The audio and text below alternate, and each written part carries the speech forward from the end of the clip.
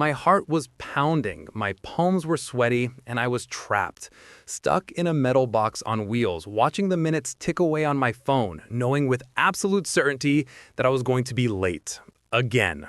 It was in that moment of pure, frustrating helplessness, surrounded by the silent, equally stressed faces of strangers, that I had a revelation about the very thing we all share but rarely master: transportation. Welcome to Fluency Forward, the podcast where we unlock English through the stories of our daily lives. I'm your host, Cindy, and with me is my co-host, Bob. If you've ever been late, lost, or just plain tired of your daily commute, you are in the right place. This journey is for you. And what a journey it's going to be, Cindy. Hello to all our listeners out there navigating their way through the world and the English language. We are absolutely thrilled to have you here with us for this deep dive.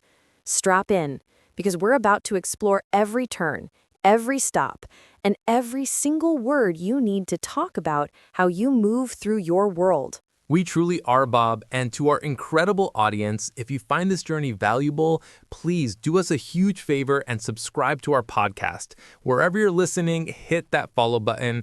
It truly makes a world of difference, helping us reach more amazing learners like you. It really does. Your support is the fuel that keeps this show moving. Today, we're devoting our entire session to the universal topic of transportation. How do you get to your workplace? How do you travel to your school or university? We are going to cover all of that and so much more, providing you with the language, the confidence, and the tips to express it all. So Bob, let's start this engine. How are you feeling today? You know, Cindy, I'm feeling wonderfully present. Thank you for asking. There's a certain energy that comes from connecting with our audience. And how about you? How was your day unfolding? I'm truly excellent, Bob. I had a weekend that was just what my soul needed. Absolutely serene and restorative. I spent it with my family, which always seems to recharge my batteries. That sounds absolutely perfect. Family time is so precious. What kind of activities did you get up to together? Well, on Saturday, we shared a massive home-cooked dinner, the kind with lots of laughter and passing dishes around the table. Then on Sunday, we decided to enjoy the simple pleasure of a long, meandering walk through the local park. It was so tranquil and peaceful. A walk through the park. That does sound like an ideal way to unwind. My own weekend was on the complete opposite end of the spectrum, I'm afraid. Incredibly busy. I dedicated the better part of it to a single monumental task: cleaning my entire apartment from top to bottom. Oh, cleaning. Let's be honest. It's a necessary part of life, but it's rarely described as a source of fun, is it? No, it certainly is not fun, but I have to say the payoff is immense. Now my living space is spotless, organized, and it brings me a genuine sense of calm. There's a real satisfaction in that. There really is.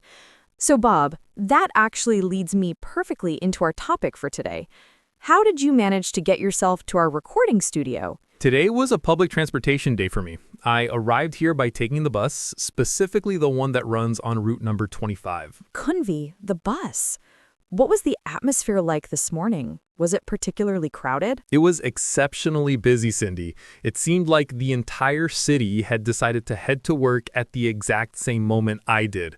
In fact, the bus was so full that I had to remain standing for the first 10 minutes of the trip, holding onto a pole for stability. Oh, no, I'm so sorry to hear that. Maintaining your balance on a moving bus without a seat is no simple feat. It requires real core strength. It truly isn't easy, but my luck turned around. After about 10 minutes, a passenger near me reached their stop and vacated their seat. I was able to take it, and let me tell you, the remainder of the journey was significantly more comfortable. It was a vast improvement. That's a definite win. My own journey here was quite different. I used my personal car today. Interesting. How were the road conditions? Did you encounter much traffic congestion? It wasn't the worst I've ever seen, but it certainly had its slow moments. The traffic flow became particularly heavy and sluggish as I got closer to the city center. There was a noticeable buildup of vehicles. I always observe a high volume of cars in that central city area. It seems to be a constant. Is driving your usual mode of transport for your work commute? No, it's not my standard routine. My typical day-to-day preference is actually to take the train. I find it to be a much more manageable experience. What is it about the train that makes it your go-to choice over driving? For me, it's all about the ease and the reclaimed time. When I'm on the train, I have the freedom to open a book and read, or simply organize my thoughts for the day. Driving, on the other hand, demands your constant attention and can be incredibly stressful, especially when you're surrounded by endless lanes of traffic.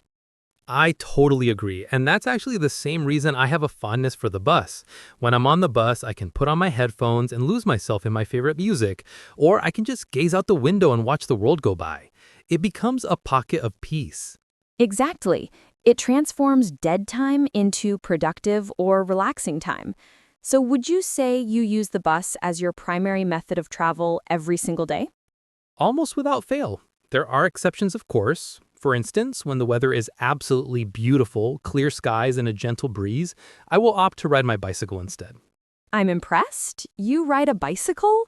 That is a fantastic form of exercise. It's wonderful for your cardiovascular health. It really is, and beyond the personal health benefits, it's also a mode of transport that has a positive impact on our environment. It produces zero emissions. I will admit, however, that my commitment wanes when the weather turns. I absolutely do not ride my bicycle when it is raining. Of course not. Nobody enjoys arriving at their destination soaking wet and having to deal with a drenched bicycle. It rather defeats the purpose of a pleasant ride. True indeed.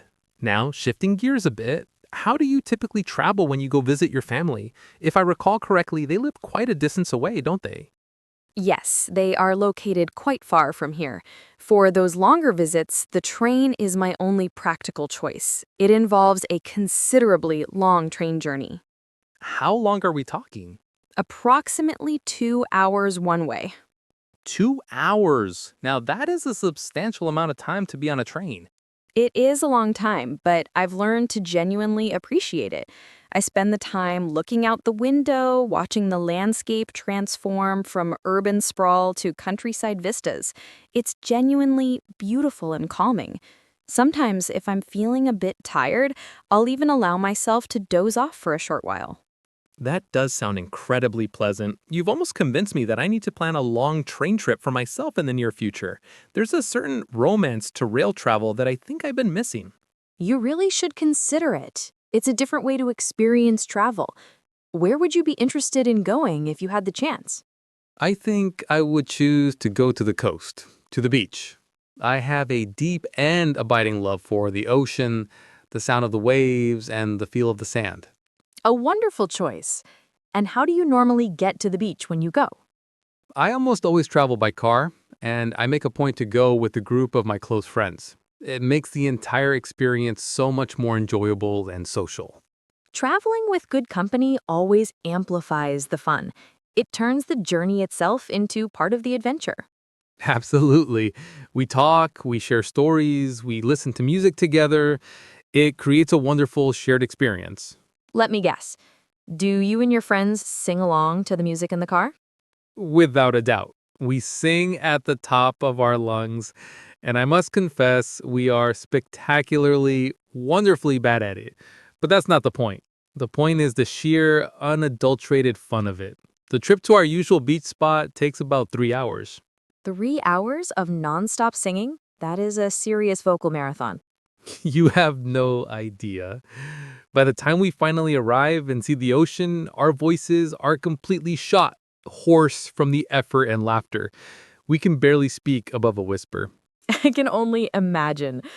Now, let's pivot to a different mode of travel altogether. What are your thoughts on air travel, on airplanes? Airplanes. That's a topic where my feelings are mixed. What do you mean by mixed feelings? It means I have both positive and negative opinions about it, existing at the same time. On the one hand, airplanes are incredibly fast and efficient. You can cross continents in a matter of hours. That's a massive positive. But on the other hand, airports can be enormous, confusing, and incredibly busy places. That aspect is a definite negative for me. I can see both of those perspectives clearly. Personally, I have a fondness for flying. I adore the feeling of going to a new country, of exploring a culture completely different from my own. And that is truly the best part of air travel, isn't it? The destination makes the journey worthwhile. I actually flew to Spain last year, for example. Oh, that sounds amazing. How was your experience there? It was nothing short of incredible. The local cuisine was a revelation, so flavorful and diverse, and the people we encountered were so warm, friendly, and welcoming. That's wonderful to hear. So once you had landed in Spain and were in the cities, how did you get around to see everything? I did a tremendous amount of walking. I am a firm believer that exploring a new city on foot is the absolute best way to truly see it, to discover its hidden gems and feel its unique rhythm. I also made frequent use of the city's subway system. The subway. Was it a user-friendly system for a visitor? Yes, it was remarkably easy to use. The maps were clearly designed and color-coded, making them simple to understand even if you don't speak the language. On one occasion, right after I landed, I also used a taxi to get from the airport directly to my hotel. Was the taxi service expensive? It was somewhat pricey, yes, but the circumstances justified it for me. My flight had arrived quite late in the evening, and I was feeling profoundly tired from the long journey. In that situation, the convenience and directness of a taxi were exactly what I needed. That makes perfect sense. Sometimes the easiest option is also the best one, especially when you're fatigued. Your comfort and safety are priorities. Now, turning the question back to you, what would you say is your absolute favorite way to travel, Emma? Hmm, that is a wonderfully difficult question. After giving it some serious thought, I believe I would have to say that trains hold the top spot for me. What is it about trains that gives them the edge? It's the sense of freedom and space. On a train, you're not confined to a single seat for the entire journey. You can get up, stretch your legs, walk to a dining car, and simply move around. You have large windows to watch the world unfold, and the ride is generally very smooth and comfortable. For me, it offers a level of comfort that I find superior to bus travel. That's a very compelling argument. Buses can sometimes feel a bit cramped. The seats don't always have the same amount of legroom or padding, and the ride can be less smooth depending on the road conditions. Precisely. And following that logic, my least favorite way to travel is very easy to identify: a crowded bus. I have a strong aversion to being on a bus or a subway car that is packed to capacity with people. There's no personal space, and it can feel quite claustrophobic. And really, who actually enjoys that experience? It's universally unpleasant. For me, my least favorite is easily the motorcycle. You don't like motorcycles? Not at all. They feel far too exposed and dangerous for my personal comfort. I have a strong preference for vehicles that have four wheels. There's an inherent sense of stability and safety that comes with that. I completely understand that perspective. Safety should always be the foremost concern when choosing how to travel. Speaking of different vehicles, have you ever had the experience of traveling by boat? A boat? Do you mean like a large ferry? Yes, exactly. Actually, yes, I have. Last summer, I took a ferry to visit a small island off the coast. It was a delightful experience. Was it an enjoyable trip? It was tremendously fun. The water was a stunning, deep shade of blue, and the sun was shining warmly from a clear sky. The entire voyage was just incredibly scenic and beautiful. I have to admit, I'm feeling a little bit jealous hearing that. I have never been on a boat trip like that, and it sounds idyllic. You should definitely try it someday. It's a wonderfully relaxing and serene way to travel, on most days. What do you mean by on most days? Well, sometimes the body of water isn't calm. The sea can be rough. What does it mean for the water to not be calm? It means the waves are large and powerful, causing the boat to rock and move up and down quite violently. It's a motion that some people really don't tolerate well. It can make them feel very unwell, even to the point of seasickness. Oh, I understand now. That does not sound like a fun experience at all. In fact, it sounds quite miserable. No, it certainly isn't pleasant. But I must emphasize, on a day when the sea is flat and calm, a boat trip is just about perfect. It's one of the most peaceful ways to travel. Well, maybe I will start with a very short boat trip first, just to test the waters, so to speak. A quick excursion. That is an excellent and very wise idea. It's always good to ease into new experiences. So let's take a moment to recap the sheer variety we've already covered. We've discussed cars, buses, trains, bicycles, airplanes, taxis, subways, and boats. That is an impressive list of transportation methods. Did we accidentally overlook any? Hmm. What about smaller, personal options like a scooter or one of those modern electric bicycles? Oh, yes, of course. I see more and more people using electric scooters in the city center every day. They have become extremely popular for short distance urban travel. Do you ever use one yourself? No, I personally do not. While I acknowledge they are very quick for short trips, I find them to be a bit dangerous when mixed in with regular car traffic. I feel vulnerable on them. I share that sentiment. For any short trip where I have the time, I will almost always choose to walk. It's a healthier habit. And best of all, it's completely free. And free is always a good price, isn't it? It certainly is. Now, let's talk about a universal struggle. What is your typical reaction or strategy when your chosen mode of transportation is unexpectedly late? Oof, that's a great question. When I'm waiting for a bus and it's delayed, I can feel my stress levels begin to rise almost immediately. I find myself constantly checking the time on my watch or my phone over and over again, as if my staring at it will magically make the bus appear. I do the exact same thing. It's a universal habit, I think. When my train is running behind schedule, the first thing I do is pull out my phone to call or text the person I'm meeting. I always say, "I'm so sorry, but my train has been delayed."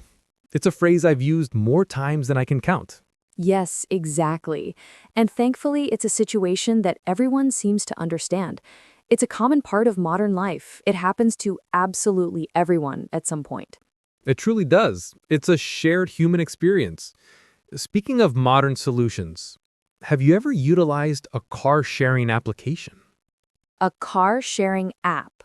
You mean an application on your phone that allows you to locate and temporarily use a car that's parked nearby? Yes, that's exactly it. You use the app on your smartphone to find an available car in your immediate vicinity, and you can rent it for a short period, sometimes just for an hour or two.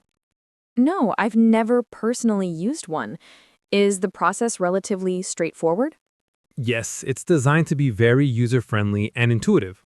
I use one occasionally, specifically when I need to make a large trip to the supermarket for my weekly grocery shopping. It's perfect for that.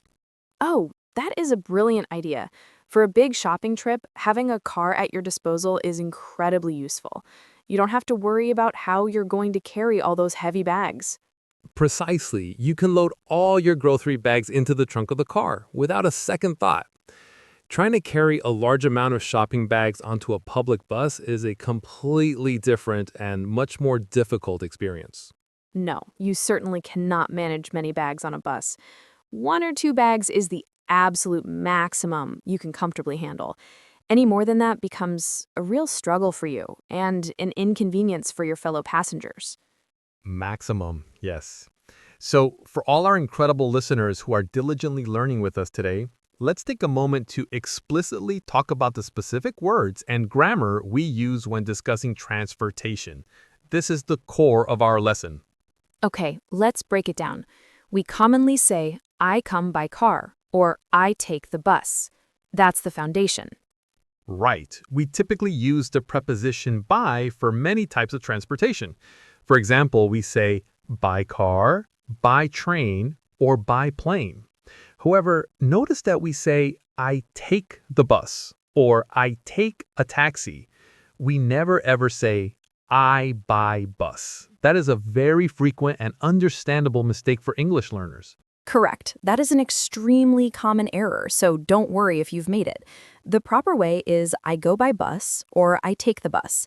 And for the simple act of walking, we use a different phrase. We say I go on foot. Yes, you could say I come on foot. It sounds a little more formal than I walk, but it is perfectly correct and very good for you to know and recognize. The English language can be a little funny and inconsistent sometimes, can't it?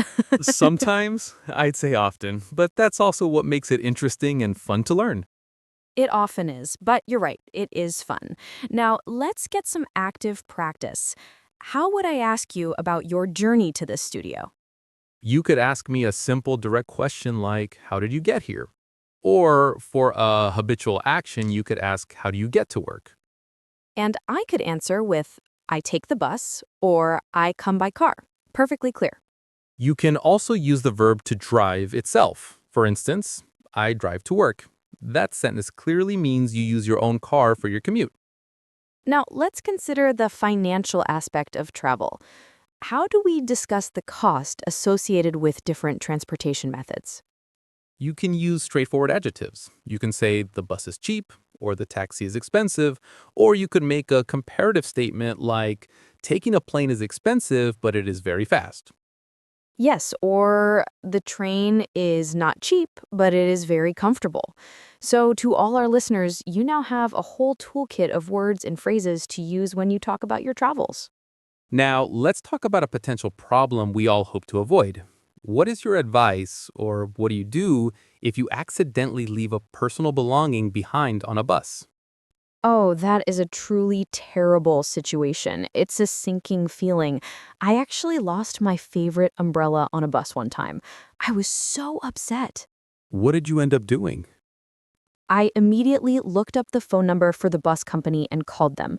I said, "Hello, I believe I lost my umbrella on the number 25 bus this morning."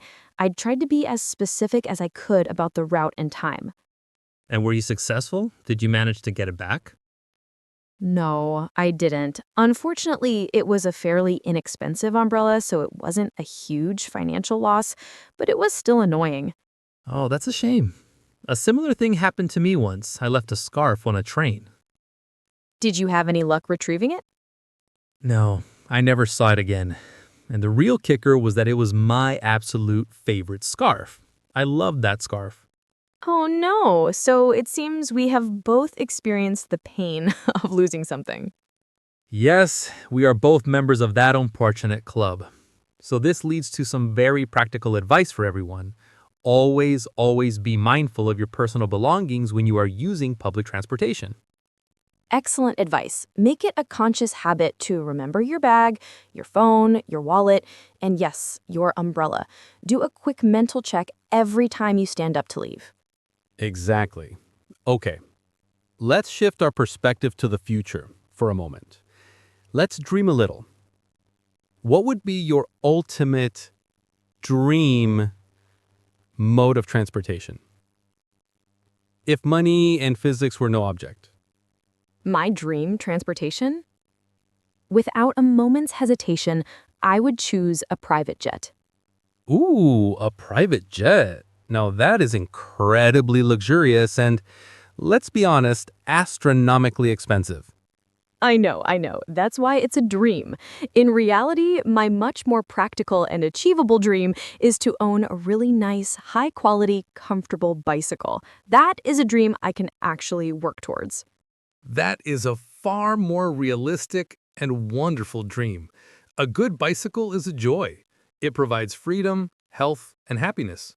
What about your dream transportation? I think my dream would be a hyper-fast train that could whisk me away to any major city in the country in just 1 hour. Oh, that would be absolutely perfect. Imagine, no traffic jams, no security lines, no delays, just speed, comfort, and efficiency. Maybe one day technology will get us there. Maybe one day. So we have spoken at great length about the world of transportation. We've covered cars, buses, trains, planes, boats, bicycles, scooters, taxis, subways, and the humble but important method of traveling, on foot. And we also introduced and explained some very key related vocabulary. We talked about your commute and the dreaded rush hour. Yes, remember, your commute is your regular daily trip to your place of work or to study. And rush hour is that intensely busy period in the early morning and late afternoon when everyone is traveling at once. So, if you have flexibility in your schedule, my best advice is to avoid traveling during rush hour if you can possibly manage it. But we also have to be practical. Sometimes you simply cannot avoid it. Your work or school schedule demands that you travel at that time. And for those times, you need to have a good strategy. You need a captivating book to read, an interesting podcast to listen to, or a playlist of your favorite music. These things make the time pass more pleasantly. Exactly. The key is to cultivate patience. Patience is not just a virtue, it is an essential skill for anyone who relies on transportation, especially public transportation. I think we have practiced and covered a tremendous amount today. We certainly have. I am confident that our listeners have learned many new words and useful phrases to add to their English repertoire. I'm sure they have. Now it's time to move into our dedicated vocabulary review segment. This is where we solidify everything. So, for all our viewers, let's practice some of the most important and high-frequency words related to transportation. This is like a mini English lesson embedded right within our larger conversation. Exactly. Our first word is a fundamental one: commute. Commute. This is an extremely useful word. It is a noun that refers to the regular journey you make every day to your job or to your school. For example, I could say, my commute is approximately 30 minutes long. And I could say, my commute is 1 hour each way when I take the bus. So, listeners, we would love to hear from you. Please tell us about your own commute in the comments section. Is it long? Is it short? What does it involve? The next essential word is rush hour. Rush hour. This is a compound noun that describes the peak travel times in the morning and evening when the roads are clogged with cars and the public transit vehicles are packed with people. It's called rush hour because figuratively, everyone is in a rush, in a great hurry to get to their destination. I will be honest, I do not enjoy rush hour at all. The buses are so full that sometimes I can't even find a place to stand comfortably, let alone find a seat. Nobody likes rush hour. It is universally acknowledged as the worst time to travel. If you have the ability to travel before or after this period, your journey will be significantly more pleasant. Let's look at a simpler phrase: on foot. On foot. This is a straightforward phrase that simply means walking. For instance, I go to the local cafe on foot. Yes, because it is located very near to my house. I don't require a car or a bus for such a short distance. It's a healthy habit, and as we agreed earlier, it's completely free of charge. Now let's tackle a bigger term: public transportation. Public transportation. This is a noun phrase that refers to any transportation system that is available for use by the general public. Examples include buses, trains, trams, and subways. These are all forms of public transportation. Using public transportation is a positive choice for the environment, as it reduces the number of individual cars on the road, and it can often be much cheaper than maintaining and fueling a personal vehicle. You also don't need to worry about buying petrol. Petrol. That's an important word. Petrol is the term used in British English for the liquid fuel that powers most cars. In American English, the common word is gas, short for gasoline. So you might hear, I need to put petrol in my car, or I need to put gas in my car. Both are correct. It just depends on whether you are learning British or American English. Now, let's talk about the money involved. The word is fare. Fare. This is a noun that means the money you are required to pay for a journey on a form of public transportation. For example, the bus fare is $2, or the train fare to travel to London is quite expensive. You typically pay your fare when you board the bus or when you purchase a ticket before boarding a train. Another useful word is route. Route. This is a noun That means the path or the predetermined course that a bus, train, or other vehicle follows. For instance, the number 25 bus has a route that goes directly through the heart of the city center. It is very important to know and understand your bus or train route so that you can navigate effectively and avoid getting lost. Now for a word we all encounter a little too often, delay. Delay. This is a very common noun and verb that means a situation where something is late or takes longer than expected.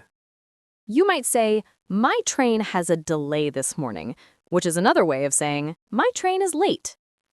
A very useful sentence to learn and remember is, sorry I am late, there was a bus delay. This is the phrase that everyone will understand because, as we said, it happens to everyone. So remember the word delay. It's a key part of travel vocabulary.